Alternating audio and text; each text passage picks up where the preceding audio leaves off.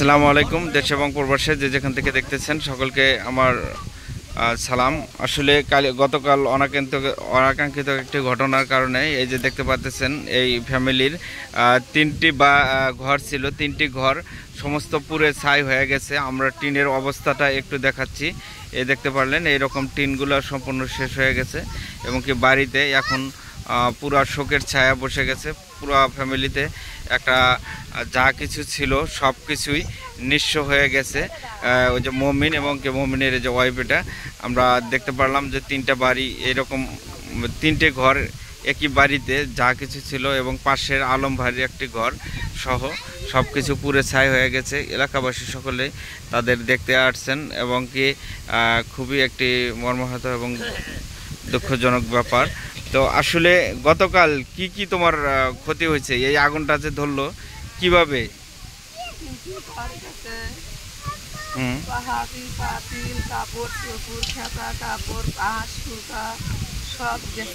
সব যা ছিল আর কি ঘরে ছিল, যা ছিল। এখন কোনো ছেলে মেয়ের কোনো ক্ষতি হয়েছে বা ইয়ে হয়েছে? তোমার ছেলে মেয়ে কোনগুলা? কই দেখো তো একটু। এ বাবু, এই চা দেখো তো। তুমি আগুনের সময় কোথায় ছিলা?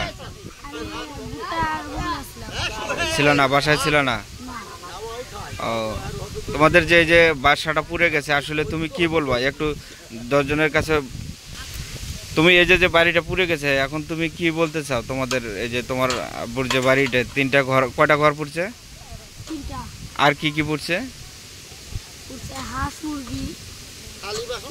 টাকা, থালি বাসন, না থালি বাসন এগুলা। এখন তুমি কি বলতে চাও? 10 জনকে কি বলতে চাও? হ্যাঁ, যেমন উপজেলার চেয়ারম্যান আছে, অন্যান্য যারা আছে, উপজেলা নির্বাহী অফিসাররা আছে, তাদের কাছে কি বলতে চাও বলো? সাহায্য চাও কি জন্য? মানে একটা বাড়ি তৈরি করার জন্য, যাতে জানি থাকতে পারো, তাই না? তোমার আব্বু কি করে? মাছ মারে। মাছ মারে আর কি? খালি শুধু মাছই মারে? কামলা দেয়? ধন্যবাদ, আপনারা শুনতে পারলেন। আসলে এই যে দেখতে পারলেন অনাকাঙ্ক্ষিতভাবে সব কিছু পুড়ে গেছে এই বাড়িতে। একদম শেষ সম্বলটুকু যা কিছু ছিল, পরনের কাপড়, বস্ত্র টস্ত্র সহ, এগুলো কোনো কিছুই বের করতে পারে নাই। এই যে দেখতে পারলেন। আসলে তো আমি এই যে যাব এলাকার আমার গণ্যমান্য ব্যক্তিবর্গ, আমার ছেলেদের যেটার কাছে, আসলে আনাল হক মোল্লা। তো আসলে এই যে ক্ষতিটা হয়েছে গতকাল, এটা আসলে কি রকম, মানে কতটা হয়েছে?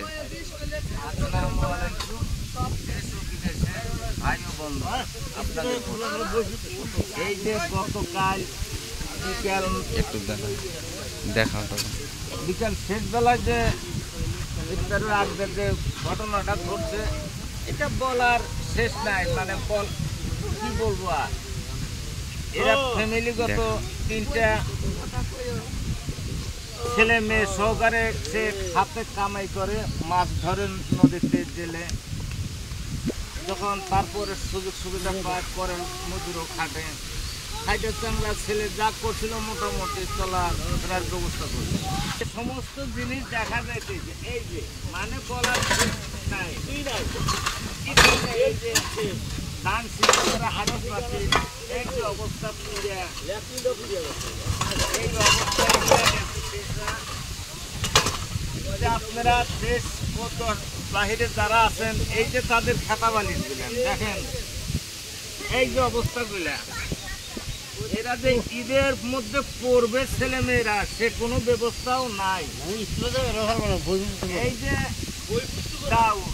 বই পুস্তক, এই যে ছেলে মেয়েদের বই পুস্তক যা কিছু সব পুরা সারখার হয়ে গেছে।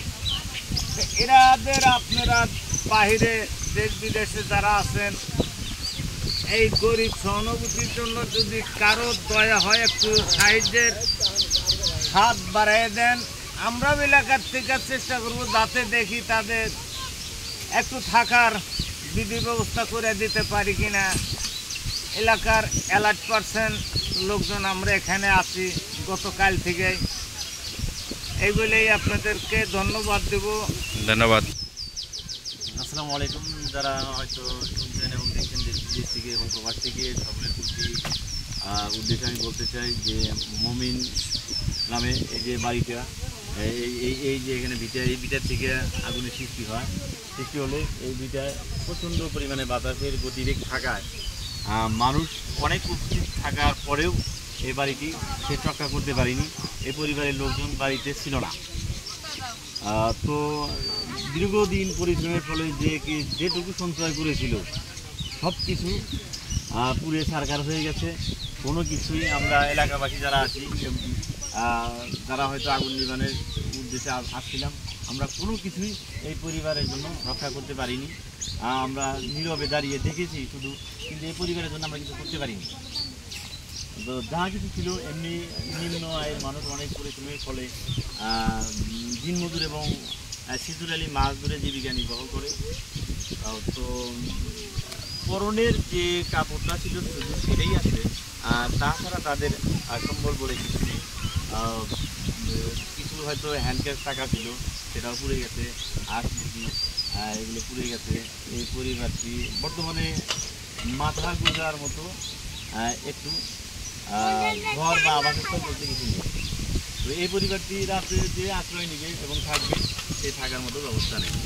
তো আমরা যারা হয়তো দেখছি এবং যারা বিভিন্ন জনপ্রতিনিধি এবং বিভিন্ন সংগঠন বা বিভিন্ন পরোপকারী মানুষ যারা হয়তো মানুষের সহযোগিতার পাশে সহযোগিতা করে থাকেন, তো আমরা একান্তভাবে আপনাদের সকলের সহযোগিতা কামনা করতেছি এই পরিবারটির জন্য, যাতে এই পরিবারটি আবারও পূর্বের অবস্থায় ফিরে আসতে পারে, একটা ঘর তৈরি করে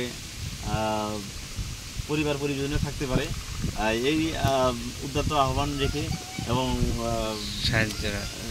সকলের কাছে সাহায্য সহযোগিতা কামনা করে আবার সবাইকে সালাম জানিয়ে বিদায় নিচ্ছি। আসসালামু আলাইকুম।